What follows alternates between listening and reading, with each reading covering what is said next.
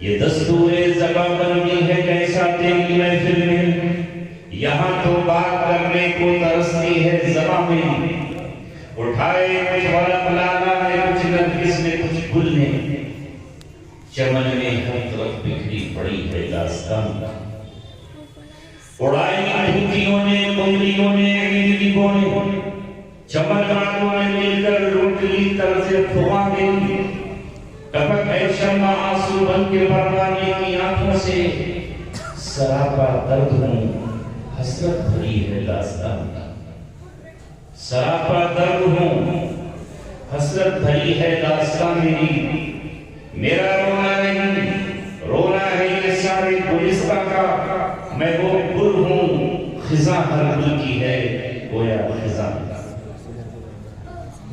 آج مشیت الہی تقدیر الہی مجھے رحمت نگر کی مسجد حامد میں شہر مراد آباد میں واقع ہے لے آئی ہے۔ تیری طلب بھی کسی کے کرم کا صدقہ ہے، تیری طلب بھی اسی کے کرم کا صدقہ ہے، یہ قدم اٹھتے نہیں اٹھائے جائے۔ آپ کے امام صاحب کا وطنی تعلق میرے ہی آبائی وطن رامپور سے، اور یہ میرے پڑوسی ہیں، اور مراد آباد رامپور کا پڑوسی ہے۔ ہمیں جب اپنے شہر رامپور کا تعارف کرانا پڑتا ہے تو لوگ پوچھتے ہیں کون سا رامپور، منیہارم؟ ہم کہتے ہیں نہیں، مراد آباد والا رامپور۔ تو ہم اور آپ ایک دوسرے کے پڑوسی ہیں، اور پڑوسی کا پڑوسی وفا بھی ہے۔ موضوع چونکہ آج کے علم ہے، کل کا کچھ اور ہے، پرسوں کا کچھ اور ہے۔ یہاں بیٹھے ہوئے طلبہ یہ چاہت رکھتے ہوں گے کہ میں اسی لب و لہجے کے ساتھ، اسی آب و تاب کے ساتھ ان کے سامنے گفتگو کروں جہاں ان کے گلیجے کو ٹھنڈک پہنچے، گفتگو جذباتی کروں اور یہاں شعرا بیانی کے جوہر دکھاؤں، مگر میں نے پہلے ہی کہہ دیا کہ آج کا عنوان متعین کر دیا گیا ہے۔ اگر عنوان میرا پرسوں والا ہوتا اور مقام صاحب قرآن تو آپ کی آرزو پوری ہو جاتی ہے۔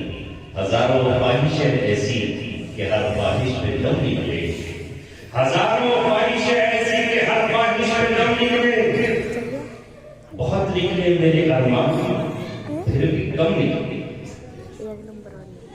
کوئی بات نہیں، وقت کا تقاضا ہے، وہ میں پچھلی زندگی میں اور ماضی میں سب کچھ کہہ چکا ہوں، اب ضرورت ہے اپنی قوم کو راہ راست پر لانے کی، اس بگڑی ہوئی قوم اور اس کے مزاج کو تبدیل کر دینے کی۔ فساد جو ہمارے گلیوں کوچوں میں، ہمارے محلوں میں، ہمارے گھروں میں، ہمارے ذہنوں میں، ہمارے دماغ میں اور ہماری فکر اور سوچ میں بیٹھ گیا ہے، اس فساد کو صاف اور پاک کرنا ہے۔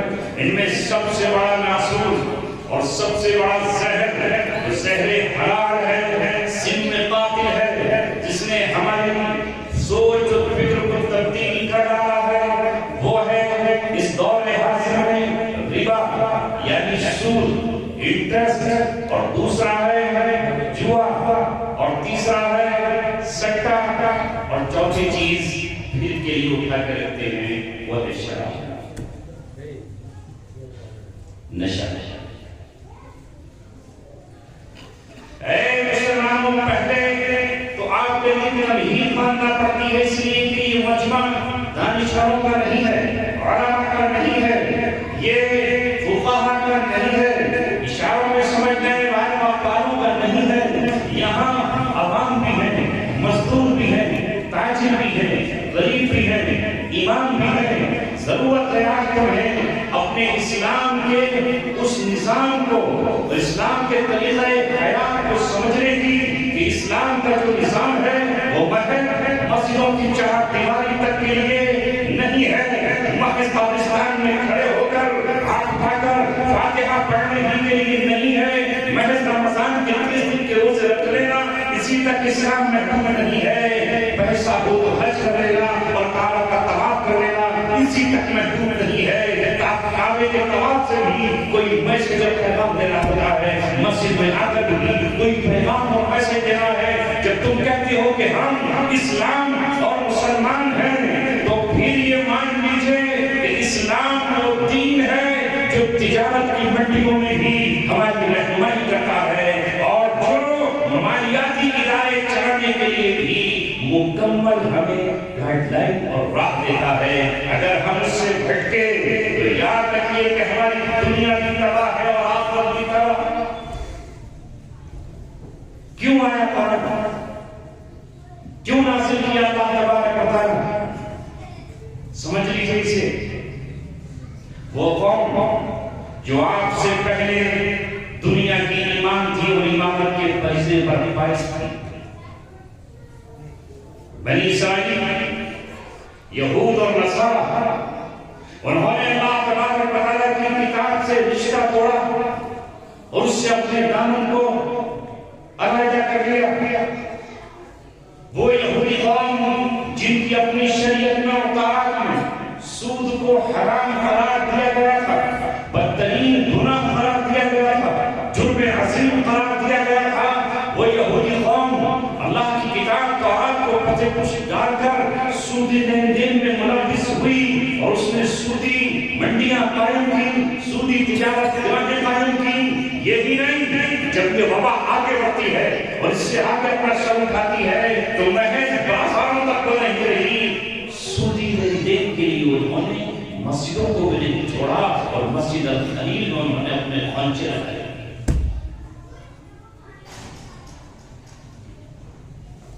اس کے ممبر بن جاتا، اس کے رکن بن جاتا۔ عیسیٰ علیہ السلام کو جب یہ پتا چلا کہ یہ لوگ اللہ کی پاک اور مقدس گھر میں بھی سودی لین دین کر رہے ہیں، اس کے خلچے اور ٹیبلیں پڑی ہوئی ہیں اور اس کے ایجنٹ بیٹھے ہوئے ہیں، تو حضرت عیسیٰ علیہ السلام جن کی فطرت میں نرمی کا پیغام لے کر بھیجا گیا، چونکہ ان کا وہ زمانہ ہجرت سے پہلے کا زمانہ ہے، ہجرت کے بعد کا زمانہ ان کا حضرت مہدی کے دور کے ساتھ ہے، لہذا وہ نرمی کا دور تھا۔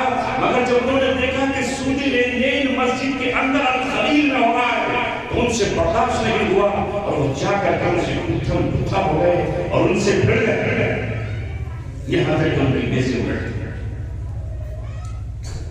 یہ عیسیٰ علیہ السلام کی ضرب تھی سودی نظام اور سودی سسٹم کے خلاف۔ یہودی ساہوکار اور مالدار ان کے خلاف ہو گئے اور کہیں سے ان کے قتل کی سازشیں شروع ہوئی اور انہوں نے یہ طے کر لیا کہ شخص کو قتل کرا کے کریں گے۔ ظاہر میں وہی تو گئے، یہ ان کے ساتھ حضرت یحییٰ ان کے ساتھی اور ہمدرد بنے ہوئے تھے اور ان کے ناصر و مددگار۔ یحییٰ علیہ السلام کا بھی قتل، عیسیٰ علیہ السلام کے قتل کے لیے رومی حکومت سے ساز باز اور اپنے زعم اور خیال کے مطابق رسولی تک لے ہی آئے۔ اگر اللہ تبارک و تعالیٰ کی حفاظت کا سسٹم ان کے لیے تیار نہیں کیا جاتا، عیسیٰ علیہ السلام، یحییٰ علیہ السلام کی طرح قتل کر دیے جاتے، سولی پر لٹکا دیے جاتے، مگر اللہ تبارک و تعالیٰ نے ان کو اٹھایا اور ان کی ہجرت زمین سے آسمان کی طرف ہوئی۔ ہجرت کی اس دور کو پورا کر کے واپس آئیں گے، قرب قیامت واپس آئیں گے اور پھر وہ ان یہودیوں سے جنہوں نے ان کے خلاف سازشیں کی تھی اپنا حساب چکتا کریں گے۔ یہ کہنا اس لیے پڑا کہ اس نظام پر روک ٹوک کرنے والا پھر جب کوئی نہیں رہا تو اللہ تبارک و تعالیٰ نے آخر میں خاتم النبیین محمد صلی اللہ علیہ وسلم کو بھیجا کہ اب آپ جائیں گے آخری کتاب لے کر، آخری پیغام لے کر۔ اس کتاب میں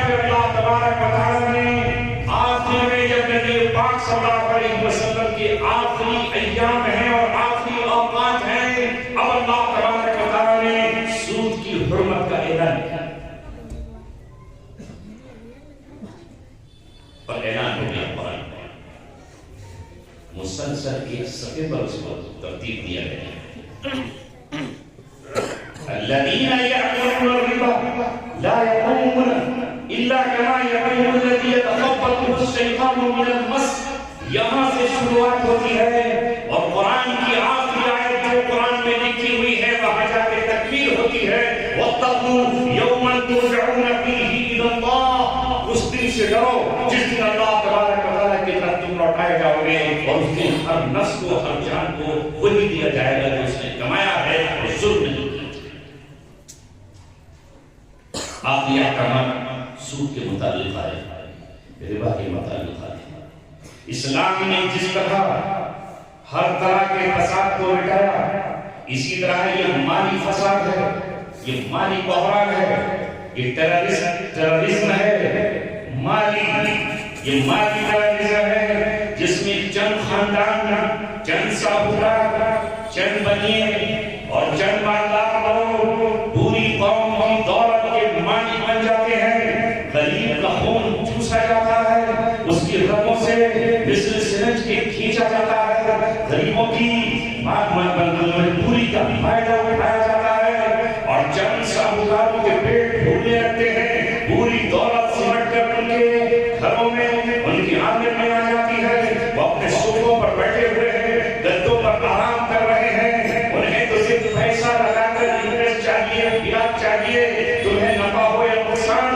اسلام اس کے مقابلے پر پورا ایک نظام لے کر آیا اور اسلام نے سود کی گردن پر چھری چلاتے ہوئے یہ کہا کہ وہ یہ کہتے ہیں احل اللہ البیع وحرم الربا. وہ یہ کہتے ہیں انما البیع مثل الربا. انہوں نے جواز کی دلیل پیش کی کہ سود اور خرید و فروخت تو ایک ہی جیسی ہے. اللہ نے کہا ایک جیسی کیسے, ایک کو اللہ نے حلال کیا ہے اور دوسرے کو حرام کیا ہے. بکری حلال ہے, خنزیر حرام ہے, دونوں ایک جیسے ہیں.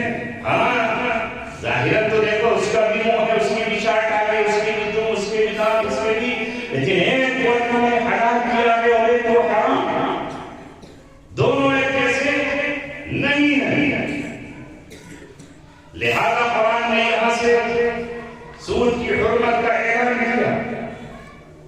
فمن جاءه موعظة من ربه فانتهى فله ما سلف.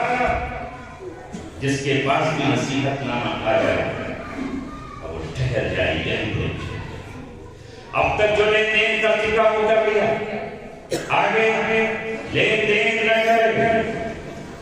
اور یہ بھی نہیں آگے فرمایا وَأَمْرُهُ إِلَى اللَّهِ. ابھی بھی معاملہ اللہ کے ہاتھ میں ہے, چاہے تو حساب دے لے اور چاہے تو بخش دے. اور اگر اس حکم کے بعد بھی کوئی واپس لوٹا, امن عادا, جو واپس لوٹا ان کے ہی آگ والے ہیں, یہ ہی جہنم والے ہیں. اس طرح اللہ تبارک و تعالیٰ نے قرار دے دیا کہ سودی لین دین کرنے والے جہنم کی سزا بھگت ہے. سنتے چلے جائیے اور پڑھتے چلے جائیے. آگے فرمایا اللہ تبارک و تعالیٰ یمحق اللہ الربا ویربی الصدقات. اب یہیں سے آپ اس کا حد سمجھ لیجیے. لوگ یہ پوچھیں گے نا, بعض حضرات کہتے ہیں کہ تم تقریر کر کے ڈرا کے خوفزدہ کر کے آنسو نکلوا کر کے چیخ کٹوا کر چلے جاتے ہو, حل نہیں بتاتے. ہم حل بتائیں. 1400 سال پہلے آمینہ کلام ہر مسئلے کا حل بتا کر چلا گیا ہے. کسی دوسرے کو حل تلاش کرنے کی ضرورت نہیں ہے. وہ قرآن اٹھائے اور حل تلاش کر لے, وہ نبی کی سیرت پڑھے اور حل تلاش کر لے, وہ صحابہ کی زندگی, ان کا نظام اور ان کا دور دیکھے اور حل اس کے پاس موجود ہے. اگر اسلام نے زنا کو حرام قرار دیا ہے تو زنا کا حل کہاں ہے؟ زنا کا حل اس کا الٹرنیٹیو نکاح ہے. اسلام خالی حرام کہنے نہیں چھوڑتا, اس کا متبادل بتاتا ہے.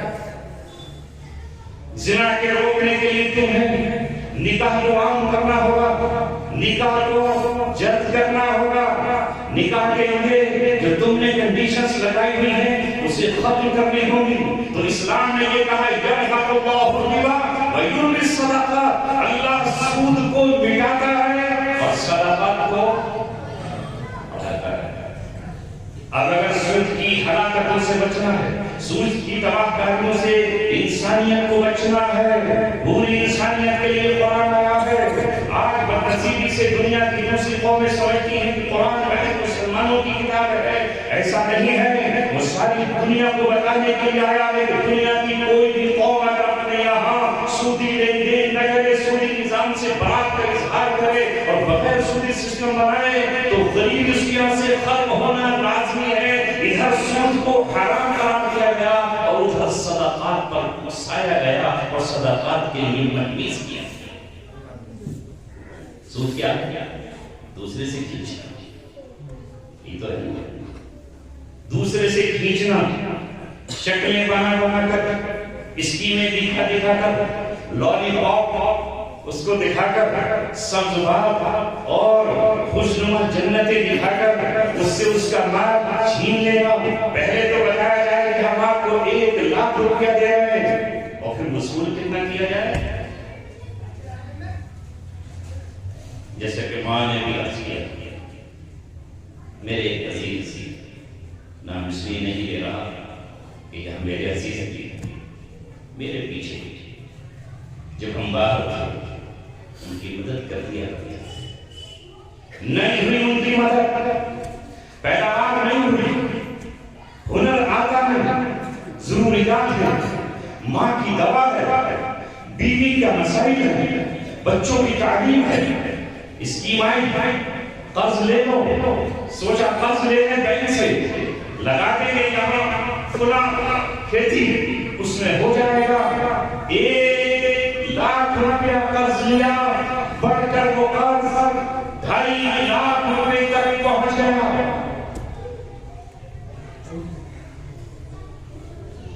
اب اس قرض کو چکانے کے لیے دوسری فائل کھلوا لیجیے دوسرے بینک میں، یہ بینک آف بڑودا کی تو بینک آف نہیں ڈالی ہے۔ یہ غریب خوشنمائی نہیں دکھائی دی کہ 1,00,000، لیکن اوپر سے وصول کتنا کرنا ہے اور دیا کب جا رہا ہے؟ جبکہ زمین کے پیپر رکھ دیجیے، اس کے پاس سرمایہ نہ ہو اسے قرض ملے گا نہیں ملے گا، سود پر نہیں ملے گا۔ پہلے گارنٹی کے لیے گھر رکھو، زمین رکھو، یہی تو نظام سرمایہ دارانہ نظام ہے۔ اسلام کا نظام سرمایہ دارانہ نظام نہیں ہے، اسلام کا نظام کمیونزم سے مل کر جلتا نہیں ہے، بلکہ وہ تو یہ کہتا ہے کہ مالدار کا مالک بھی ہے، لیکن اسی کے ساتھ ساتھ اس کے مال میں غریبوں کا حق بھی ہے، وَفِي أَمْوَالِهِمْ حَقٌّ مَّعْلُومٌ لِلسَّائِلِ وَالْمَحْرُومِ۔ تو ربا کے سود کے مقابلے پر اسلام نے کیا پیش کیا؟ نظام صدقات۔ اللہ صدقات کو بڑھاتا ہے اور سود کو مٹاتا ہے۔ اب اس صدقات میں تشریح میں آپ کے سامنے کروں تو صدقات کا لفظ زکات کے لیے استعمال ہوا ہے، انما الصدقات للفقراء والمساکین والعاملین علیہا والمؤلفۃ قلوبهم وفي الرقاب والغارمین وفي الرقاب وفي سبیل اللہ وفي السبیل۔ یعنی اللہ تبارک و تعالیٰ نے صدقے کا لفظ زکات کے لیے استعمال کیا ہے۔ زکات ہے اپنے مال میں سے بھی 2.5 روپے 100 میں آپ کو نکالنے ہیں، 40 میں 1 نکالنا ہے، 1,00,000 میں 2,500 نکالنے ہیں، اور 1 کروڑ کے اگر آپ خالی ہے تو 2.5 لاکھ نکال کر اپنی ملکیت سے آپ کو ڈھونڈ کر بنا دینا ہے، جو قرآن میں 8 جگہ بیان ہے۔ توڑ سود سے رک جاؤ، زکات دینے والے بن جاؤ، اپنے ہی مال میں سے تمہیں دینا۔ جب اس نظام پر کوئی چلنے لگے، یہ تو بھی زکات کی بات، جو فرض ہے، اگر وہ زمین پر کہیں اسلامک سسٹم موجود ہوگا تو یہ زکات وصول کی جائے گی، ڈنڈے سے کی جائے گی، طاقت سے کی جائے گی، جس طرح حکومت اپنے ٹیکس وصول کرتی ہے۔ اور کوئی مائی داران ٹیکس اگر چوری کرے اور انکم ٹیکس والے پہنچ جائے تو سلاخوں میں جائے گا، ایڈی پہنچ جائے تو جیل میں کٹے گا، نہ جانے کتنا۔ اسی طرح وہاں یہ تو ہوا زکات، اس کے علاوہ خیرات پر اور باقی خرچ پر جو اللہ تبارک و تعالیٰ کو ابھار رہا ہے، اس کے لیے ان حافظوں سے پوچھو، مفتی ارمان سے پوچھئے، بٹھائیے کبھی اور کہیے کہ ایک اجتماع میں 2 دن لگے، 3 دن لگے، 5 دن لگے، ہمیں صرف وہ آیتیں سنا دیجیے جس میں اللہ تبارک و تعالیٰ نے خرچ کی بات کی ہے، شروعات کی ہے۔ مَثَلُ الَّذِينَ يُنْفِقُونَ أَمْوَالَهُمْ فِي سَبِيلِ اللَّهِ كَمَثَلِ حَبَّةٍ أَنبَتَتْ 7 سَنَابِلَ فِي كُلِّ سُنبُلَةٍ مِّائَةُ حَبَّةٍ وَاللَّهُ يُضَاعِفُ لِمَن يَشَاءُ وَاللَّهُ وَاسِعٌ عَلِيمٌ۔ اگر کوئی شخص اللہ کے راستے میں خرچ کرتا ہے تو اس کی مثال ایسے ہے جیسے ایک دانہ کسی نے کسان نے زمین میں ڈالا، اس دانے سے 7 دانے نکلے، ہر بار میں 100 دانے تھے، کتنے ہوئے 700، تو 1 روپیہ خرچ کرنے پر 700 کا وعدہ، 1 دینار پر 700 دینار کا وعدہ، اور 700 ہی نہیں، اللہ تبارک و تعالیٰ نے کہا واللہ یضاعف لمن یشاء، جس کے لیے اللہ تبارک و تعالیٰ چاہے گا بڑھا کر دگنا تگنا چوگنا 1000 گنا لاکھ گنا کر دے گا، واللہ واسع علیم، اور اللہ تبارک و تعالیٰ بہت زیادہ وسعت دینے والا ہے، جس کو وسعت دے گا وہ جانتا ہے کہ مجھے کب دینا ہے، کس کے لیے دینا ہے، اس پر وسعت اللہ تعالیٰ۔ توڑ ہے سود کا صدقات، خیرات، خرچ کرنا اپنے مال کو، جو مانگ رہے ہیں وہ بھی، جو نہیں مانگ رہے ہیں ان پر بھی۔ بیٹھ جائے بیٹا دور نبی صلی اللہ علیہ وسلم میں سودی لین دین کرتے تھے، لیکن جب آیت آئی اس کے جرم کو اتنا سخت قرار دیا ہے، شاید اتنی بڑی بڑی کسی اور گناہ پر اللہ کے رسول نے سنائی ہو اور اللہ تبارک و تعالیٰ نے قرآن میں بیان کی ہو، پہلے تو آپ سوچو اور سمجھو، اللہ کے رسول صلی اللہ علیہ وسلم نے اپنے چچا حضرت عباس کا جب سود کی آیتیں آ گئی تو آپ نے نبی پاک صلی اللہ علیہ وسلم نے حضرت عباس سے کہا، اے چچا تمہارا جو بزنس، تمہاری جو تجارت سود پر مبنی ہے، آج کے بعد سے آپ سود کا جو انٹرسٹ کا پیسہ ہے واپس نہیں لیں گے، کیونکہ قرآن نے کہا ہے یا ایھا الذین آمنوا اتقوا اللہ، اے ایمان والو اللہ سے ڈرو، وذروا ما بقی من الربا، اور جو سود تمہارا بچا ہے اسے چھوڑ دو، اسے واپس وصول نہیں کرنا ہے۔ ان کنتم مؤمنین، اگر تم مومن ہو تو سود واپس نہیں لو گے، وَلَكُمْ رُءُوسُ أَمْوَالِكُمْ، اور بس تمہارے لیے تمہارا اصل سرمایہ کیپٹل ہے، سود واپس نہیں لو گے۔ علماء نے لکھا ہے کہ حضرت عباس کا اس وقت جو لوگوں پر محض سود کا پیسہ پھیلا ہوا تھا اور 10,000 دینار تھا، چھوڑ دیا۔ اور آگے اللہ تعالیٰ نے کہا، اور یہ آیت آج بھی کہہ رہی ہے کہ مجھ سے بھی اور تم سے بھی، دنیا کے حکمرانوں سے، وہ حکمران پاکستان کا ہو یا بنگلہ دیش کا یونس ہو یا وہ شاہ عبداللہ ہو یا موجودہ محمد بن سلمان ہو، وہ کرنل قذافی ہو یا کوئی اور جو موجودہ دور میں ہے، وہ سب سے اللہ تبارک و تعالیٰ کہہ رہا ہے فَإِن لَّمْ تَفْعَلُوا فَأْذَنُوا بِحَرْبٍ مِّنَ اللَّهِ وَرَسُولِهِ، اگر تم اس سے باز نہیں آتے ہو اور اس سے نہیں چھوڑتے ہو تو اللہ اس کے رسول سے جنگ کے لیے تیار ہے۔ مسلمان کہاں کھڑا ہے؟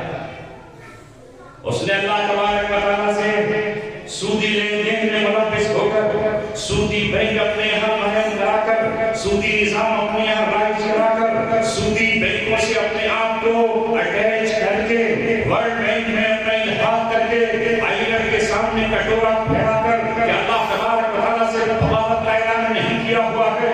یہی تو وجہ ہے کہ آج دنیا میں بھوک بڑھتی چلی آ رہی ہے، افلاس بڑھتی چلی آ رہی ہے، غربت بڑھتی چلی آ رہی ہے، مایوسیاں بڑھتی چلی آ رہی ہیں، خودکشیاں بڑھتی چلی آ رہی ہیں۔ بدنصیبی سے روئے زمین پر بسنے والی دنیا کی 1/4 آبادی جو ساری دنیا میں بستی ہے، اس نے اپنے آپ کو سود میں ملوث کر دیا ہے۔ وہاں بھوک ہے، پیاس ہے، اور نہ جانے کس درجے کی چیزیں ہیں، مہنگائی آسمانوں کو چھو رہی ہے۔ تمہارا ملک ہو یا پڑوس کا ملک ہو، وہاں حال کیا ہے؟ حال یہ ہے کہ اللہ نے کہا ہے یمحق اللہ الربا ویربی الصدقات، اللہ تعالیٰ سود کو مٹاتا ہے اور صدقات کو بڑھاتا ہے۔ آج یہ قوم سود سے بیزار ہوتی اور اپنی کمائی سے 2.5 روپیہ 100 روپیہ پاکٹ میں نکال کر زکات نافذ کرتی اور پھر صدقات کے لیے آگے بڑھتی تو کوئی روتا ہوا یتیم نظر نہیں آتا، کوئی طلاق کی ہوئی بیوہ نظر نہیں آتی۔ کتنی عصمتیں اور کتنی عزتیں اور کتنی آبروئیں پاک دامن بیٹیوں اور ماؤں کی میں جس وجہ سے نیلام ہو گئی کہ ان کے پاس اپنے بچوں کے 2 وقت کا کھانا نہیں تھا، بچہ بیمار ہوا تو دوا کے علاج کے لیے پیسہ نہیں تھا، کہاں جائیں، کس کو دے؟ سود خور بیٹھے آؤ ہم سے پیسہ لیں، ہم سے کہتے ہو آپ کے علاج ہے۔ اگر 1947 کے بعد یہ ملک اور پاکستان اور بنگلہ دیش آزاد ہوئے، اس کو بتاؤ تمہارے ملک میں کتنے بینک تھے؟ کبھی ریسرچ کیا، کبھی غور کی، اور انہوں نے ایک نظام بنایا اور نظام بنا کر انہوں نے بینکنگ سسٹم بنا دیا۔ اور آج دنیا میں سرکاری اور پرائیویٹ اور کتنے بینک کھلے ہوئے ہیں، وہاں ہم جائیں اور قرضہ لے کے چلے آئیں۔ ہمارے لیے ہے کوئی ادارہ؟ ہمارے پاس ہے کوئی سسٹم؟ ہمارے پاس ہے کوئی تنظیم؟ ہمارے پاس ہے کوئی آفس اور کوئی ادارہ جو ہم سے یہ کہے کہ تم لے جاؤ، چلو ضمانت کے طور پہ زیور رکھ جاؤ، ضمانت کے طور پر زمین کے کاغذ رکھ جاؤ، ضمانت کے طور پر اپنی بائک اور موٹر سائیکل کے کاغذ رکھ جاؤ، یہ ہم تمہیں بن سود کے بن انٹرسٹ کے تمہیں ہم روپے دے رہے ہیں، اتنے روپے تم ہمیں لوٹا دینا۔ اور اگر ہمیں لگتا کہ وہ واقعی لوٹانے کی پوزیشن میں نہیں ہے تو اسی قرآن نے کہا وَإِن كَانَ ذُو عُسْرَةٍ فَنَظِرَةٌ إِلَىٰ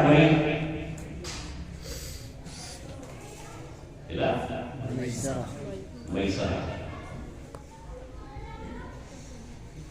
اسے مہلت دے دو۔ اگر قرضدار تنگی میں ہے، اس پہ قرضہ ہے وہ تنگی میں ہے، اسے مہلت دے دو جب تک اسے آسانی پیدا ہو جائے۔ دنیا کی حکومتیں مہلت نہیں دیتی، وہ کہتی ہیں اس مہینے کسی نہیں دی تو اگلی وقت اور بڑھتا رہا ہے۔ اسے ہم نے پڑھا تھا اپنے اسکول کے زمانے میں، چکر وردھی بیاج، جس کو قرآن نے کہا یا ایھا الذین آمنوا لا تأکلوا الربا اضعافا مضاعفا، مت کھاؤ سود کو بڑھا چڑھا کر، یہ نہیں تو وہ نہیں تو وہ، یہ سمجھ کرو۔ واتقوا اللہ، اور اللہ تبارک و تعالیٰ سے ڈرو تاکہ تم کامیاب ہو جاؤ۔ تو اسلام یہ کہتا ہے کہ اس مقروض کو مہلت دے دو چونکہ یہ اسلامی نظام ہے۔ اور آگے سنو، اگر وہ اس قابل نہیں ہے کہ ادائیگی نہیں ہو پا رہی ہے تو وَأَن تَصَدَّقُوا خَيْرٌ لَكُمْ، اور اگر تم اسے معاف کر دو تو یہ معاف کرنا نہیں، یہ صدقہ ہے۔ إِن كُنتُمْ تَعْلَمُونَ، اگر تم جانتے، اگر تمہیں نالج ہے، علم ہے کہ یہ صدقہ بن گیا۔ اللہ اکبر۔ یہ ہوتا ہمارا ایک سسٹم اور نظام، اور دوسری طرف اسلام نے پھر قرض پر لوگوں کو ابھارا۔ اگر تمہارے پاس کوئی قرض لینے آ جائے تو تمہیں قرض دینا چاہیے۔ صدقے کا ثواب 10 گنا ہے اور قرضے کا ثواب بتائیں طلبہ علماء کتنا ہے؟ 18 گنا۔ 18 گنا قرض دینے کا ثواب 18 گنا ہے۔ پوچھا کہ اللہ کے رسول صدقے کا ثواب 10 گنا اور قرضے کا 18 گنا، کہا صدقہ تو آپ اپنے خوشی سے دے رہے ہیں نا، قرضہ تو اپنی ضرورت پر لے رہا ہے، مجبوری آ گئی خوشی کے سامنے، مگر ہمارے یہاں کوئی ہے ادارہ، کوئی ہے سسٹم، کوئی ہے نظام، ہر آدمی اپنے آپ میں مگن ہے۔ اور اس کے آگے فرمایا کہ اگر کسی سے آپ کسی نے قرضے کی مہلت دی کہ 3 مہینے میں ادا کر دوں گا، واقعی ادا نہیں کر پایا، اب اگر آپ نے اس کو اور مہلت دی تو ہر دن آپ کو اتنا ثواب ملے گا کہ جتنا آپ نے اس کو صدقہ دیا، ہر دن وہ ثواب۔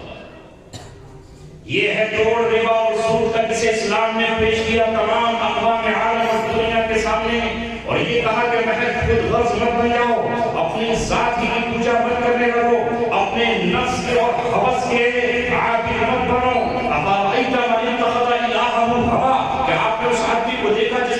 خواہشوں کو معبود بنا دیا ہے، اور یہود نے خواہش کو اپنا معبود بنا دیا، ہم بھی اسی کے نقش قدم پر چلنے لگے۔ لہذا سود کی جو تباہ کاریاں ہے اسے آج پوری دنیا اپنی نظروں سے، اپنی نگاہوں سے دیکھے۔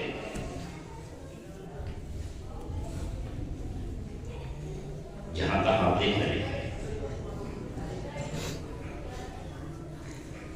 سود کتنا گھنونا جرم ہے، وہ تو میں نے قرآن کی آیت سے بیان کیا۔ رسول اللہ کی حدیث سنیے، آپ نے فرمایا الربا بضع وسبعون حوبا،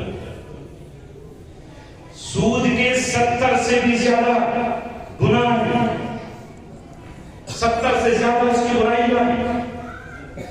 ایسا سب سے کم یہ ہے این کے رجل امہ، سب سے کم یہ ہے کہ کوئی انسان اپنی ماں کے ساتھ بدکاری کرے۔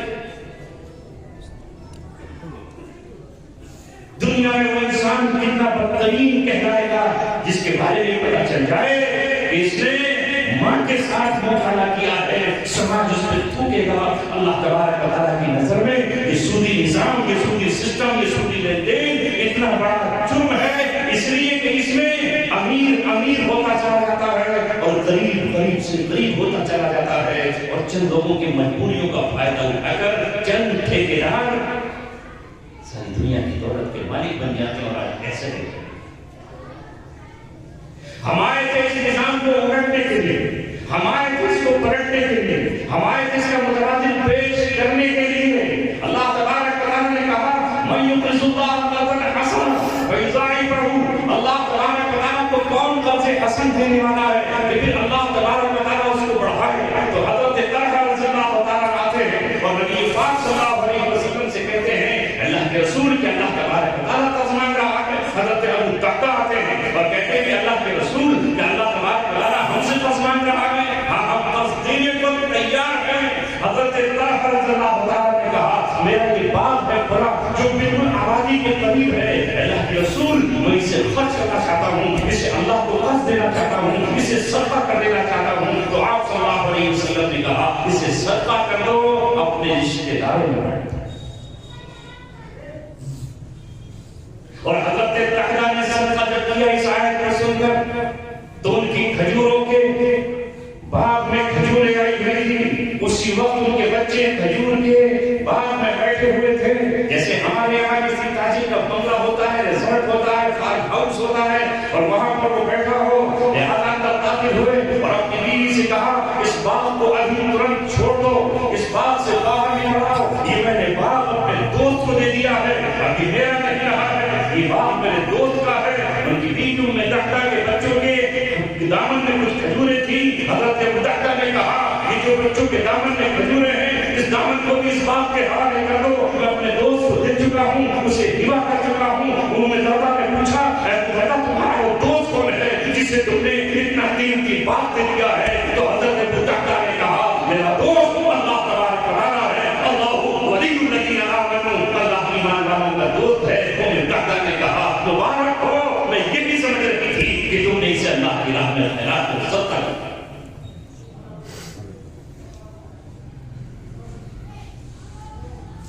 ایسے تھے وہ جنہوں نے سود پر بریک لگا تو فوراً لین دین ختم کر دیا اور صدقات کو بڑھانا شروع کر دیا۔ یہ تو میں نے چند مثالیں آپ کے سامنے دی ہیں، ورنہ تاریخ ملت اسلامیہ کے ماتھے پر درد شدہ لکیریں اور تحریریں لکھی ہوئی ہیں۔ اسی طرح وہ خرچ کرتے رہے اور دوسروں کو لٹاتے رہے، اپنا معاف کرتے رہے اور دوسروں کو دیتے رہے۔ حضرت حسن کی سیرت پڑھیے، وہ کتنا لٹاتے تھے اور کتنا بانٹتے تھے۔ امام زین العابدین کو دیکھ لیجیے، وہ کتنا بانٹتے تھے اور کتنا لٹاتے تھے۔ آپ حضرت علی کو لے لیجیے، وہ کتنا تقسیم کرتے تھے۔ مگر جب اس زکات بند کی جائے گی تو لازماً اس کا متبادل جو ہے وہ سود آئے گا۔ زکات ختم ہوگی تو مال سے محبت شروع ہو جائے گی اور پھر سود آٹومیٹک آنا شروع ہو جائے گا۔ جو شخص زکات نہیں ڈالے گا وہ سود کیسے دے گا؟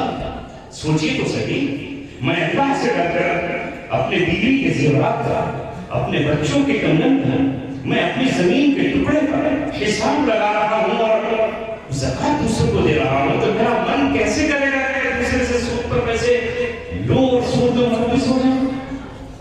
ان سودی لین دین کے تعاون سے بھی اللہ کے رسول صلی اللہ علیہ وسلم نے منع کیا کہ ان کا تعاون بھی تمہیں نہیں کرنا ہے، ان کی حوصلہ افزائی بھی آپ کو نہیں کرنا۔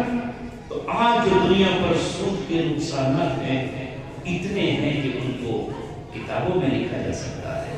اب آپ کہیں گے کریں کیا؟ کرنے کا یہ ہے کہ ہمت کرو، حوصلے کرو۔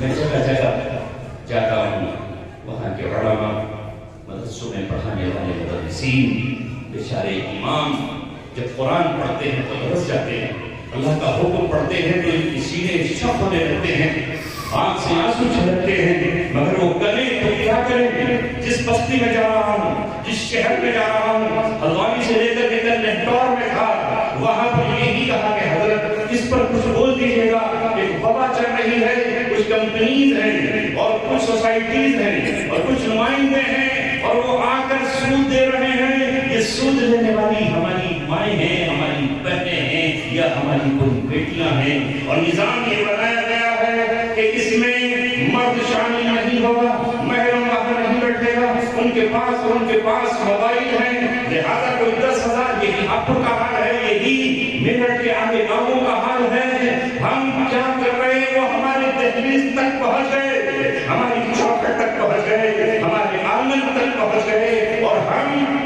کچھ بھی کرنے کے لیے تیار نہیں ہیں۔ آپ کہو گے کہ وہ کیوں لے رہی ہے ایسا، وہ کیوں بھی وہ سود پر کیوں پیسہ لے رہی ہے، آخر کو ایسا کیوں ہے؟ کہنا تو بہت آسان ہے، مگر مجبوری کو سمجھنا بھی ہمیں چاہیے۔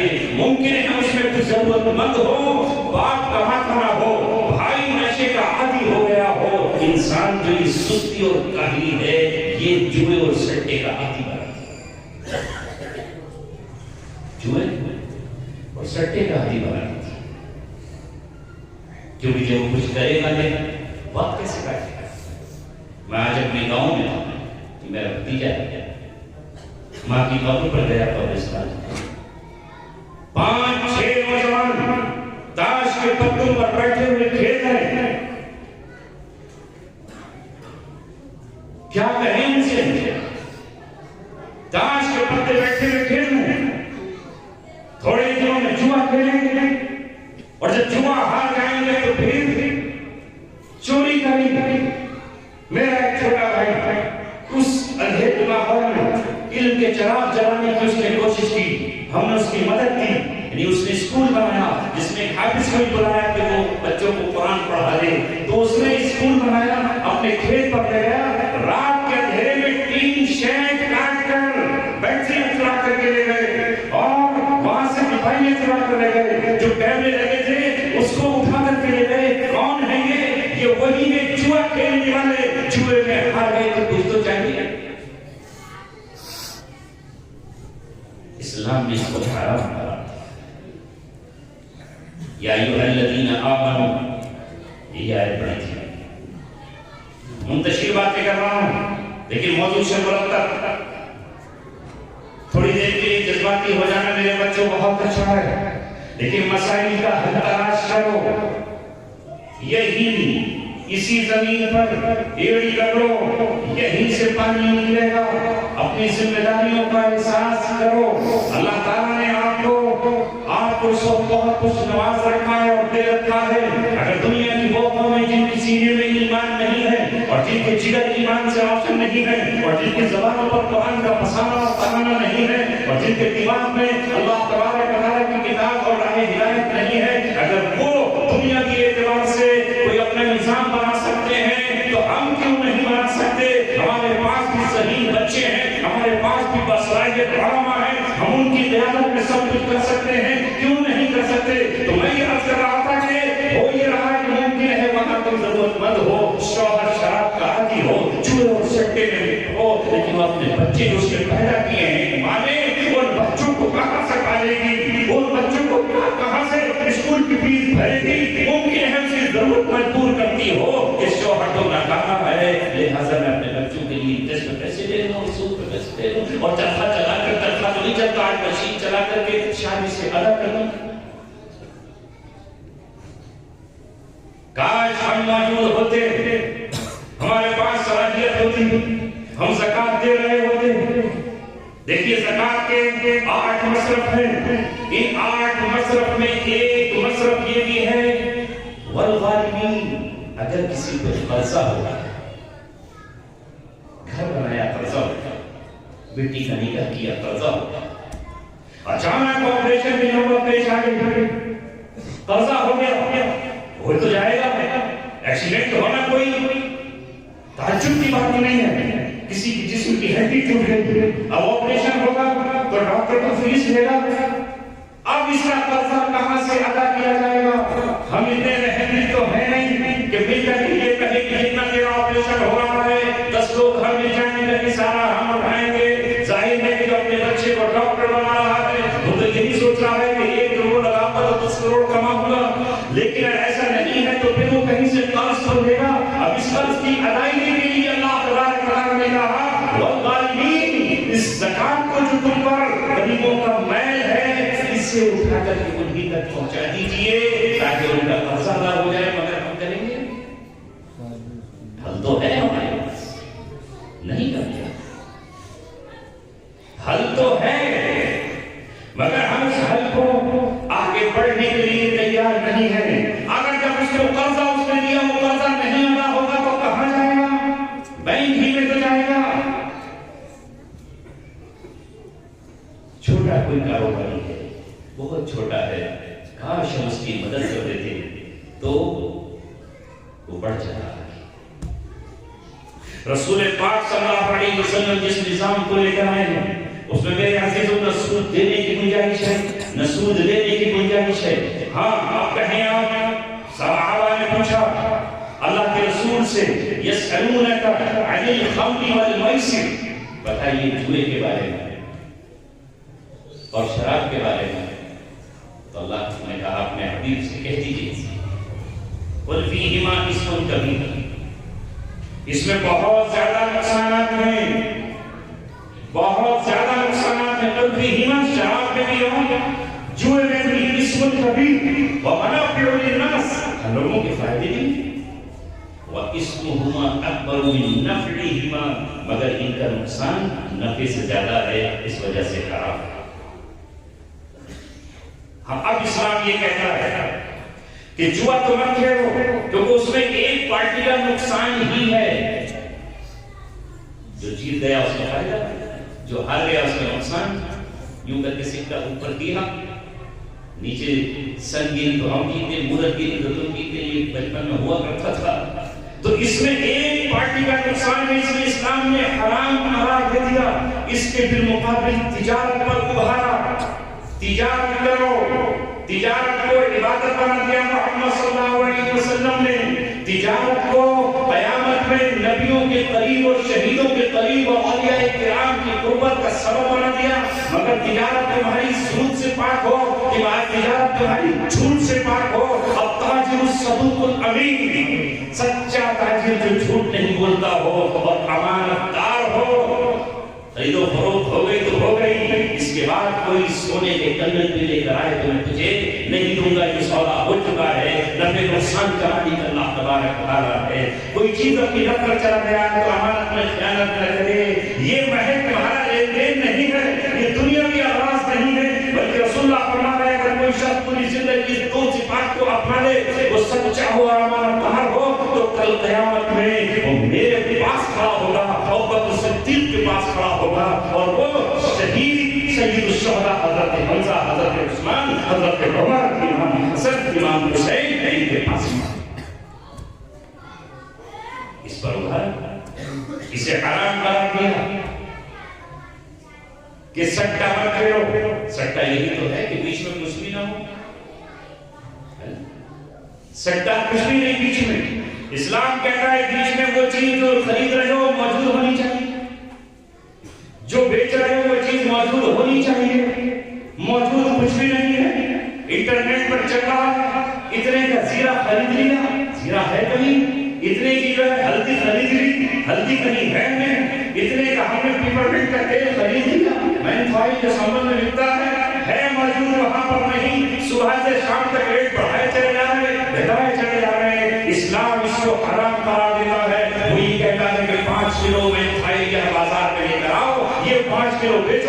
5 گرام پر یہ مفتی صاحب قبضہ کریں، پھر چاہیں کہ یہ ان کو فائدے کے ساتھ بیچیں، یہ ان کو بیچیں، وہ ان کو بیچیں، وہ ان کو بیچیں، تاکہ گردش میں رہے یہ دو ہی لوگوں کے بیچ صبح شام نہیں ہو، اب ڈاؤنا ہوتا رہے، اس سے تمام لوگ فائدہ اٹھائیں. یہ ہے نظام اسلام، یہ ہے سسٹم. ابھی ہمیں ایک بچہ ملا، میں نے کہا آپ کی چائے کی دکان ہے، کہا سبزی بیچتا ہوں. یہ ہے سبزی کا نظام کہ وہ وہاں مارکیٹ میں آ کر کے آپ کی منڈی میں آ کر کے سبزی کسان لے کر آیا، کسان سے آڑتی نے خریدی، آڑتی نے جو ہے یہ خرید کر لائے، ان سے خرید کر کے آپ لے گئے تو پتہ چلا وہاں کسان کے ہاتھ میں پیسہ گیا، آڑتی کے ہاتھ میں پیسہ گیا، ان کے ہاتھ میں پیسہ گیا، یہ کسی اور کو بیچ رہے ہیں تو کسٹمر کے ہاتھ میں پیسہ گیا، اسی سے وہ اوپر ہونے. اور جب ایک ہی آدمی خالی گولیاں لگا رہا اور کچھ بھی موجود نہ ہو، اسلام اس کو کہتا ہے یہ سٹا ہے. جیسا کہ آج کل چل رہا ہے الیکشن کے ریڈنگ کو ووٹنگ ہونے کے بعد میں دلی کا ہے رزلٹ 8 تاریخ کو پھر دلی کا سٹا ہوگا کیا ہوگا. وہ کہے کہ کیجریوال کی طرح ہے، وہ کہیں گے نہیں ہار رہا، وہ کہیں گے کانگریس آ رہی ہے، وہ کہیں گے کانگریس تو زیرو پہ جا رہی ہے، لگا دے پیسے لگا دے پیسے. خواہ میں ہارے، کوئی جیتا کوئی ہارا، اسلام نے ان کو حرام کرا تھا.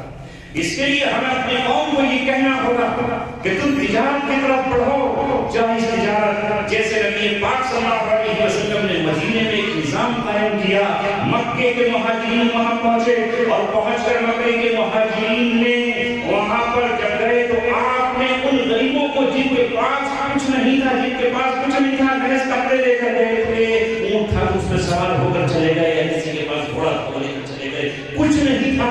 تو آپ صلی اللہ علیہ وسلم نے اہل مدینہ سے کہا یہ تمہارے بھائی ان شریک کر لو اپنی کھیتوں میں، جو لوگ کھیت کسان کرنے والے تھے، بزنس مین نہیں. اللہ اکبر. اور ہمیں کیا کہا ہے مکے والوں نے کہ ٹھیک ہے آج سے آدھا بات تمہارا ہمارا، آدھی زمین ہماری، آدھا گھر ہمارا. انہوں نے کہا نہیں، ہم تجارت پیشہ لوگ ہیں، ہمیں بازار کا مارکیٹ کا راستہ بتاؤ، بس کچھ نہیں چاہیے تم سے. مارکیٹ کا راستہ بتایا. اسلام نے ادھار کو حرام قرار نہیں دیا گیا، کہا ادھار لینے کو جائز قرار دیا گیا ہے. نبی پاک صلی اللہ علیہ وسلم کا جب انتقال ہوا ہے تو آپ مقبوض تھے. حضرت عمر رضی اللہ عنہ کا انتقال ہوا ہے تو بادشاہ ہوتے ہوئے، سلطنت کا فرمانروا ہوتے ہوئے آپ مقبوض تھے، قبضہ لیا جا سکتا ہے. لہذا انہوں نے کہا کہ ہم تو بازار نکلیں گے. بازار میں کوئی پنیر بیچ رہا تھا، کوئی کھجور بیچ رہا تھا، کوئی کچھ اور بیچ رہا تھا. انہوں نے ادھار بھی لیا، ادھر لے کر کے ادھر اپنا ٹھیلا لگایا. اسلام نے اس کو جائز قرار دیا ہے، آپ اپنی تجارت میں اپنے حساب سے نفع کر سکتے ہیں. لہذا چند ہی دنوں میں یہ تاجر بن گئے اور انہیں کوئی ضرورت پیش نہیں.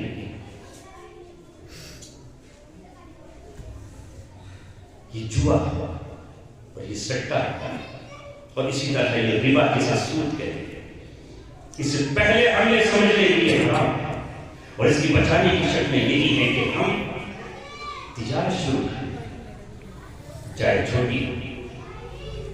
چھوٹی ہو، اور یہ سوچ کر شروع کریں کہ محمد صلی اللہ علیہ وسلم نے تجارت کی ہے، تجارت کے فروغ کو آپ نے ابھارا ہے، اور ہم اپنے آپ کو بچائیں. اور پھر چند تاجر مل کر کوئی ایسا نظام، کوئی ایسا سسٹم بنا لیں.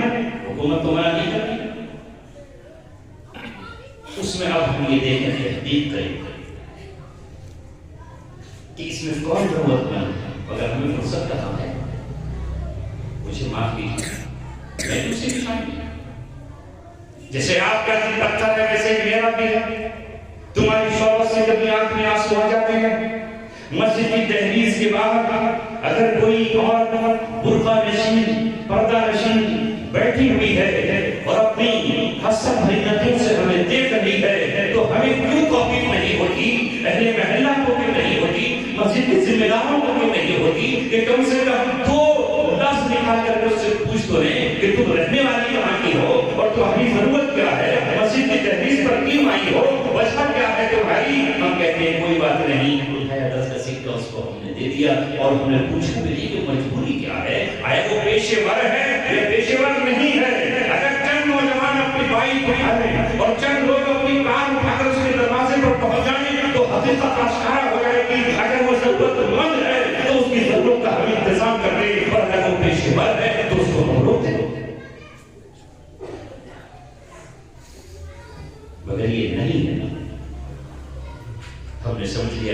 ذمہ داری تھا۔ اے میرے عزیزو، آئیے آخری بات، حضرت ابوبکر صدیق رضی اللہ تعالیٰ کے سامنے جب ایک گروہ اٹھا اور اس نے یہ کہا کہ ہم زکات بیت المال میں جمع نہیں کریں گے اور امیر المومنین کو ہم زکات نہیں دیں گے، تو ابوبکر صدیق رضی اللہ تعالیٰ نے ان مانعین زکات کو، جو زکات کا انکار نہیں کر رہے تھے، فرض کا انکار کرنے والا تو خود بخود ہی اسلام سے خارج ہو جائے گا، ان زکات نہ دینے والوں کو جو بیت المال میں جمع نہیں کر رہے تھے، آپ نے کہا میں ان سے قتال کر کے رہوں گا، میں ان سے لڑ کے رہوں گا، اس طرح میں جھوٹی نبوت کے دعوے داروں کے لشکروں سے مقابلہ کر رہا ہوں، ان سے بھی مقابلہ کروں گا۔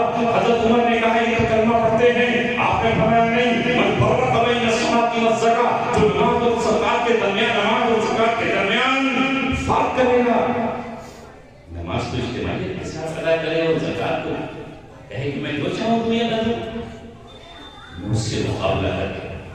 اور وہ ابو بکر جن کے بارے میں اللہ کے رسول نے کہا ارحم امتی بامتی ابو بکر واشدهم فی امر اللہ عمر، جن کو ارحم سب سے زیادہ رحیم، سب سے زیادہ رحیم دل قرار دیا گیا، انہوں نے یہاں وہ شدت دکھائی ہے کہ حضرت عمر کا بھی پتا پانی ہو گیا اور حضرت علی بھی آپ کے ساتھ کھڑے ہونے پر مجبور ہو گئے۔ اس وقت انہوں نے کہا کہ یہ لوگ لو منعونی عناقا او عقالا، اگر یہ اللہ کے رسول کے زمانے میں اونٹ دیتے تھے یا اونٹ کی گردن میں جو پٹھا پڑا ہوتا تھا وہ دیا کرتے تھے، اگر اس کو بھی آج منع کریں گے لقاتلتهم، تو میں ان سے مقابلہ کر کے رہوں گا۔ اور بکر صدیق رضی اللہ تعالیٰ نے اتنا سخت اسٹیپ کیوں اٹھایا، اس کی وجہ سمجھ لیجیے، وہ جانتے تھے کہ اسلام کی جو عبادت تعمیر ہوئی ہے سب سے آخر میں جہاں سود کے مسائل اور سود کی حرمت کے مسائل آئے ہیں، اگر یہ منحدی ہوا، یہ منحدی ہوا زکات، تو اس کی جگہ سود آ جائے، اس لیے زکات لے کے رہوں گا، ادا کر کے رہوں گا، چاہے کچھ بھی ہو جائے، اور کیا۔ اور یہی وہ جملہ ہے جو انہوں نے کہا تھا اينقص الدین وانا حی، میں زندہ ہوں اور میرے ہوتے ہوئے دین میں نقص کر دیا جائے نہیں ہو سکا، لہذا انہوں نے سمجھ لیا تھا کہ ابلیس اسلام کے قلعے پر بلڈوزر چلانے جا رہا ہے۔ اور آپ مثال سے سمجھ لیجیے، جب کوئی عمارت بنے گی تو سب سے پہلے اس کی جو اینٹ رکھی جائے گی، اگر آپ اسے ڈھائیں گے تو سب سے آخر میں وہ کھڑی جائے گی، جو سب سے پہلے رکھی گئی تو اس کا نمبر سب سے بعد میں آئے گا، اور جب سب سے بعد میں رکھی گئی تو اس کا سب سے پہلے آئے گا۔ سب سے پہلے اسلام کا حکم جو قائم ہوا مکہ معظمہ میں وہ تھا نماز، اور اخیر میں جو ہوا وہ سود، اور سود کے ہٹے زکات کے ہٹے سود۔ آج میرے عزیزوں ضرورت ہے، یہ نہیں کہ محض ہم نے آج تقریر کر لی اور وہ سبحان اللہ کیا بات بتا کر رہے تھے، عمل کرنا ہوگا۔ جو منہ تکتا رہے محفل میں وہ ناکام ہوتا ہے، اٹھا لے جام رکھ کر جو اسی کا جام ہوتا ہے۔ اس لیے اللہ تعالیٰ نے اعلان کیا وما آتیتم من ربا لیربو فی اموال الناس فلا یربو عند اللہ، وہ جو تم لوگوں کے مال میں اپنا مال دیتے ہو بڑھانے کے لیے، وہ اللہ کے یہاں نہیں بڑھتا، اس کو لفظ ربا کہا۔ وما آتیتم من ربا لیربو فی اموال الناس، مفتی شفیع صاحب نے اس کی تفسیر میں لکھا ہے، اس میں شادیوں بیاہ میں وہ نیوتا بھی آتا ہے جس کو ہم اس نیت سے دیتے ہیں کہ آج 500 دیں گے تو کل جناب 555 نہ کہنا دیں گے، لکھا جاتا ہے نا۔ اگر ہدیہ ہوتا تو کاپی میں کیوں لکھوائیں گے، اور وہ بھی بیچارہ کاپی کا 10 سال تک لیے بیٹھا رہتا ہے کہ فلاں کا نیوتا آیا ہوا ہے، شادی میں نہیں جانا پر نیت نہیں ہے، تو دیا ورنہ تو نہ بیٹھے۔ اس کو بھی قرآن میں کہا گیا ہے لوگوں کو جو تم دیتے ہو مال تاکہ بڑھ جائے، اللہ کے یہاں نہیں بڑھتا۔ وما آتیتم من زکاۃ تریدون وجہ اللہ، وہ جو تم زکات دیتے ہو اللہ کی رضا کے لیے، فاولئک هم المضعفون، یہ ہے اپنے مال کو بڑھانے والے۔ اگر ہم چاہتے ہیں کہ ہمارا مال بڑھے تو ہم زکات کو ادا کرنے والے بنے، اور زکات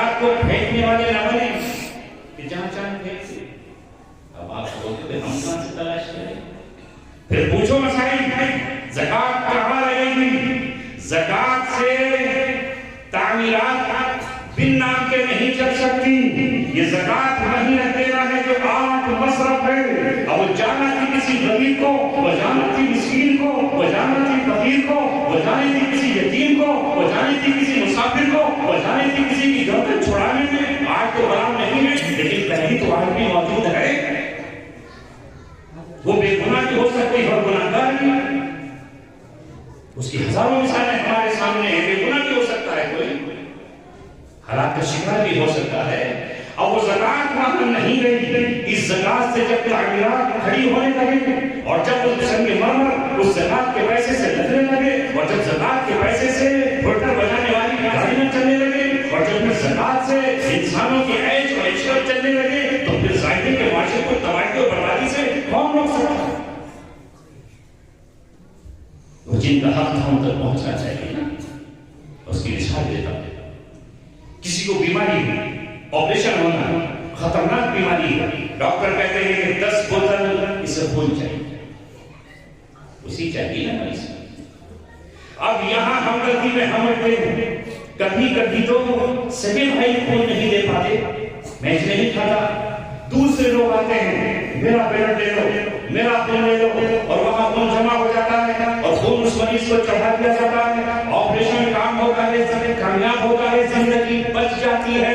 इनके खून देने की वजह से उसकी जिंदगी बच गई और अल्लाह ने इनके खून में कोई कमी पैदा नहीं की। क्योंकि ये सेहतमंद है, थोड़ा सा खाया और ये सेहतियाब हो रहे हैं। लेकिन अगर यही खून उस मरीज के बजाय किसी हट्टा कट्टा पहलवान को दिया जाए और किसी बॉक्सर को दे दिया जाए तो बॉक्सर तो बड़ा हो जाएगा, वो वही तो वही जाएगा। जो चीज अल्लाह ने जहां पर खर्च करने का हमें हुक्म दिया है हम उसे तलाश करें। अब आप कहेंगे भाई मैं कैसे तलाश करूं, मैं तो ट्रांसपोर्ट नगर में रहता हूं। तलाश करो आप नहीं।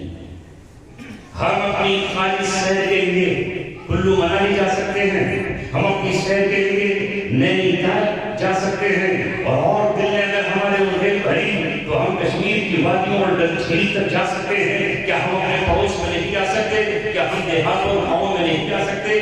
जाना चाहिए। जब तुम्हारा नबी बाजारों में घूमता है, जब तुम्हारा पैगंबर लोगों के हालात जानने के लिए मक्के और मदीने के बाजारों में निकलता है, जब उमर इब्न खत्ताब रज़ियल्लाहु तआला रात के अंधेरों में दरवाजों पर लोगों के दीवारों के पीछे से किसी के रोने की आवाज सुनने के लिए निकलते हैं कि किसी के घर में भूख तो नहीं है, कोई बातें से तो नहीं है, जब तो ये वाकया पेश आए कि एक औरत इश्किया अशआर कह रही है और हजरत उमर रज़ियल्लाहु तआला ने अपने दौर में देखा कि ये औरत इश्किया अशआर कह रही है। बर्दाश्त नहीं हुआ, जज्बात से अंदर दाखिल हो गए और दीवार फाड़ करके उनके घर में दाखिल हुए। उस औरत से कहा, वो बेहया औरत, तू इस वक्त इतनी जोर से अशआर पढ़ रही है कि तेरे अशआर बाहर कर जा रहे हैं, तुझ कौन है तू? तो उसने कहा, पहले तू बता के तू कौन है? तू मेरे घर में बगैर अल्लाह तबारक व तआला के हुक्म की इजाजत के आया है। कुरान में आया कि जब तुम किसी घर में दाखिल हो तो उनसे इजाजत दे दिया।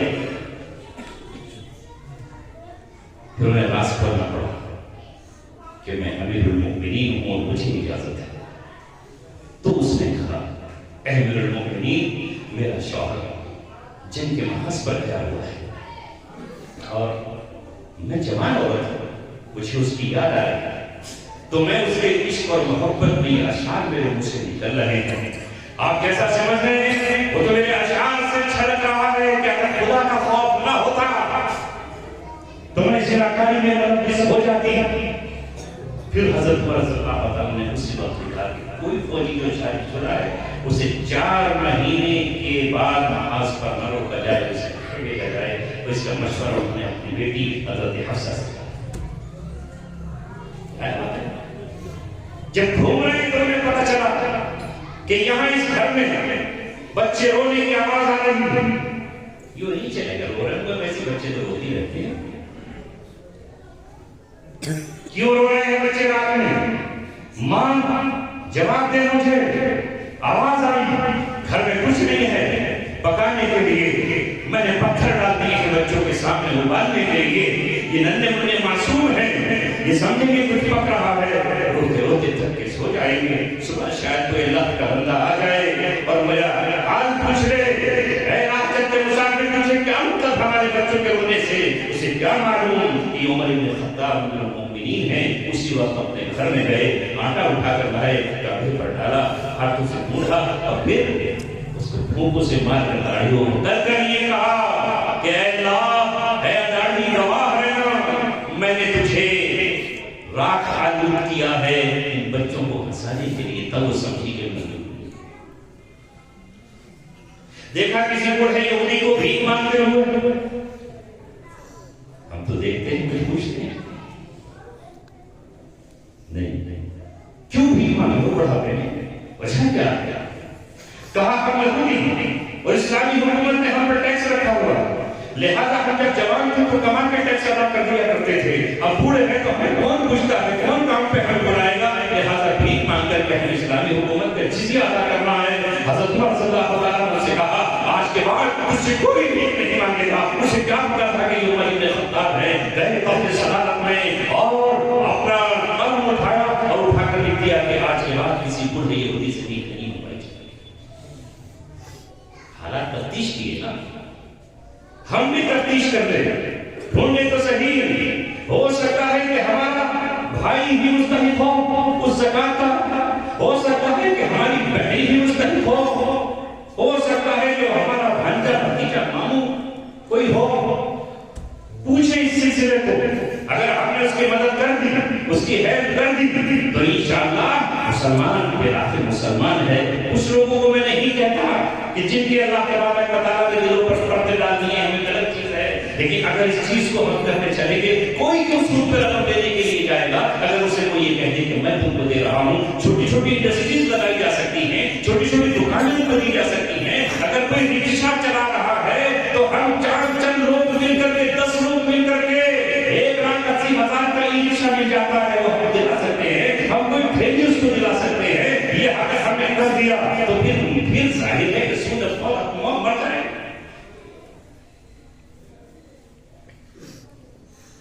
اب دیکھیے انہوں نے انشورنس کمپنیاں بنا رکھی ہیں، اس میں ایک طرف سے جوا بھی ہے اور دوسری طرف سے انٹرسٹ بھی ہے، اور ہمیں یہی تو کہتے ہیں بھائی اگر ایکسیڈنٹ ہو گیا تو کمپنی دے دے گی، اور ایکسیڈنٹ نہیں ہوا تو آپ کے پیسے گئے، یہی تو جوا ہے۔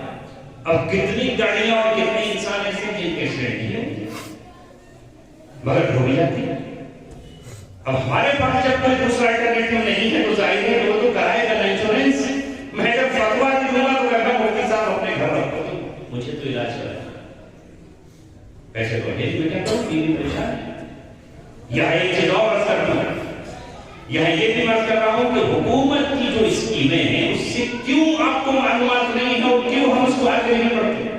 اس کو مت جاؤ کہ حکومت وزیر اعظم کی طرف سے ہے، وزیر اعظم ہمارا دشمن ہے، یہ اسکیم مکھیہ منتری کی طرف سے، مکھیہ ہر حال میں ہمارا دشمن ہے۔ ملک ہمارا ہے، زمین ہماری ہے، ذرہ ہمارا ہے، ٹیکس ہمارا ہے، سب کچھ ہمارا ہے، حکومت ہماری ہے۔ تو کس کی حکومت ہے؟ وہ بھی ہماری ہے۔ اگر اس میں غریبوں کے فائدے کے لیے کوئی یوجنا آتی ہے جس میں انٹرسٹ اور سود نہیں ہے، اس کے لینے میں کیا ہے؟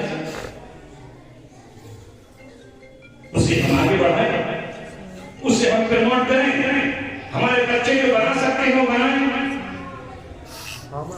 ہاسپٹل میں جو علاج ہو رہے ہیں، کچھ ہاسپٹل ایسے ہیں جنہوں نے گورنمنٹ سے ایگریمنٹ کر رکھا ہے، جس کا بورڈ بھی ہے، دلی میں گنگارام بھی ہے، کہ اگر آپ کے پاس انکم سرٹیفکیٹ ہے اور 1 لاکھ سے کم کی آپ کی انکم ہے تو آپ وہاں پر جائیے، محض 20% میں آپ کا علاج ہو جائے گا۔ جو علاج 12-13 لاکھ کا ہے وہ 2.5 لاکھ میں ہو جائے گا۔ اسے ہم بتا تو سکتے ہیں، اسے ہم کر تو سکتے ہیں، مگر جب کسی کے پاس نہیں ہوگا تو پہلے تو جائے گا۔ یہ بھی کرنے کی چیزیں ہیں۔ اور ظاہر لائف انشورنس کمپنیاں ہیں کہ زمینوں کی انشورنس کمپنیاں ہیں، وہ کمپنی ہم بھی بنا سکتے ہیں۔ اپنے علماء کو ساتھ لے، ماہرین مفتی، ہر کو پکڑ کے مسئلہ پوچھا کرتا جس بیچارے نے ٹوپی اوڑھی اور کھڑی رکھائی، آپ سمجھیں گے مفتی یہ وقت نہیں ہے۔ مفتیوں میں بھی کامل جو ماہر ہو ان کو ساتھ لے کر آپ بتائیں کہ صاحب جائز انشورنس کا کیا طریقہ ہو سکتا ہے، وہ بتا دیں گے۔ سود کی شکلوں سے الگ ہٹ کر 20 لوگ ہم مل جائیں اور مہینے میں جیسے جائز کاٹ کے نہیں ڈالتے ہو، ایسی ہیں جو بیمار ہوا اس کو چلا جائے، کوئی اور ہوا اس کو چلا جائے. اس کی شروعات اگر آپ کرتے ہیں، نہیں تو آرزو آپ سے یہی درخواست ہے. میں بچوں کو اب عمر کی اسٹیج پر ہوں جہاں ہماری قوم کو ہر طرح سے سپورٹ کی. جب آپ اپنے پیروں پر کھڑے ہو گئے تو کسی کو سہارا دو گے. اگر بیساکھیاں ہی سے ہم چل رہے ہوں تو ہمیں اس دوسرے کی سہارے کی جائز طریقے سے مال کمائیے، کوئی وہ نہیں، اور اس کی شکلیں آپ خود بھی انشاءاللہ بنا سکتے ہیں، علماء سے مشورہ کر سکتے ہیں. جو ہمارے بچے ماہرین ہیں قانون کے ان سے پوچھ سکتے ہیں، جو بی کام اور ایم کام کر رہے ہیں، سی اے ہیں، ان سے پوچھ سکتے ہیں. اور رہنمائی کے لیے اپنے شہر کے مفتی صاحب سے بھی ہم رہنمائی اس میں لے سکتے ہیں. آگے بڑھیں، مگر کرنا تو ہمیں بہت نہیں ہے، صرف گفتگو کر کے چلے جانا ہے. اور اس کے بعد پھر ہمیں یہ کرنا ہے کہ ہمیں بھی حکومت نہیں کرنی. میری آپ سے گزارش اور اپیل ہے کہ اپنے کرنے کے کام کریے اور اتنا ہی کریے جتنی اللہ نے استطاعت. خام دھرنوں پر، پردرشن پر اور پتھر پھینکنے کی بچوں سے ضرورت نہیں ہے. اللہ جب چاہے گا جو چاہے گا کرے گا. وہ جب چاہے برسہ برس پر پڑھنے کہا 360 بتوں کے لڑنے میں رہا. جب چاہا تھا اس کو آزاد کرایا.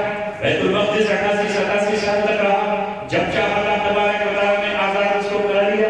تو آپ وہ کام مت کیجیے. اگر آپ نے ادھر سے اینٹ اور پتھر مارا ادھر سے کیا ہوگا؟ ادھر سے تو گولی آئے گی. اور گولی ہی نہیں، ادھر گولی تو ہوئی، ادھر سے پھر زمین اور اس پر بلڈوزر چل جائے گا. آپ کے گھر پر آسانی سے مکان نہیں بنتے. آپ کے بڑے تنظیمیں ہیں، جن میں علماء ہے، دوسری تنظیمیں ہیں، اچھے وکیل ہیں. جو وکیل کا کام ہے وکیل کو کر دیتے، جو آپ کے بڑوں کا کام ہے آپ کو کر دیتے. اب ہمارے سامنے مثال کیا نہیں پڑوس کی. اب جو بہنیں وہاں جیل میں گئی ہیں ان کے بچوں کی تربیت کون کرے؟ جو بچے وہاں چلے گئے ہیں کون ہو جائے گا؟ کون کیا کرے گا؟ اس لیے جذبات اپنی جگہ، ہمیں جذبات پہ کنٹرول کرنے ہی کے لیے محمد صلی اللہ علیہ وسلم کی 13 سالہ زندگی ہے، جہاں بار بار کہا گیا فاصبر کما صبر اولو العزم من الرسل. آپ صبر کیجئے جیسے اولو العزم رسولوں نے صبر کیا ہے. 13 سال تک صبر اللہ تبارک و تعالیٰ کراتا رہا. ورنہ کیا کچھ نہیں تھا ان کے پاس؟ سب کچھ تھا. خاندانی روایات تھی لڑنے کی، اس میں ہمت تھی ان کا مقابلہ کرنے کا. مگر بار بار واعفو واصفحوا، معاف کر دو، درگزر کر دو. اس صبر کی گولیاں کھلاتے رہے کڑوی. اسی طرح اللہ تعالیٰ چاہے ہمیں کہ ہم صبر کریں تو ہمیں صبر کرنا ہے. اللہ چاہے ہمیں شکر کریں تو ہمیں شکر کرنا ہے. اگر تکلیف آ گئی تو صبر کی تو کریں گے، اور اگر نعمتیں ملی تو شکر کریں گے. اللہ تبارک و تعالیٰ کے یہاں پہنچنے کے راستے اور نہیں ہیں. کوئی صبر کے ذریعے سے اللہ تک پہنچ رہا ہے، کوئی شکر کے ذریعے سے پہنچ رہا ہے. تمہارے ہمدرد تمہارے باپ سے زیادہ کوئی نہیں ہے، تمہاری ماں سے زیادہ کوئی ہمدرد نہیں ہے. اس فیس بک پر اننون دوستوں سے دوستیاں مت کرو اور اپنے آپ کو ہلاکت میں مت ڈالو. پتہ نہیں کون ہے، کون کیا کیسا لڑکا بیٹھا ہوا ہے، کون ہے کون، ابھی تو یہی پتہ نہیں. لہذا ان سے دوستیاں کر کے سب سے پہلے کوئی کام کرنا ہے تو اپنے باپ سے شیئر کرو، اپنی ماں سے شیئر کرو، بڑے بھائی سے اپنے شیئر کرو. تمہارے چچا ہیں، تمہارے رشتے دار ہیں، ان سے کرو. کیونکہ میں نے کس طرح بہت سے نوجوانوں کو تباہی کے دہانے پر دیکھا ہے، ماں کو اور بہنوں کو بہتے اور روتے ہوئے دیکھا ہے. اس لیے میری ذمہ داری ہے کہ میں اپنے بچوں کو سمجھاؤں. اللہ تعالیٰ مجھے اور آپ کو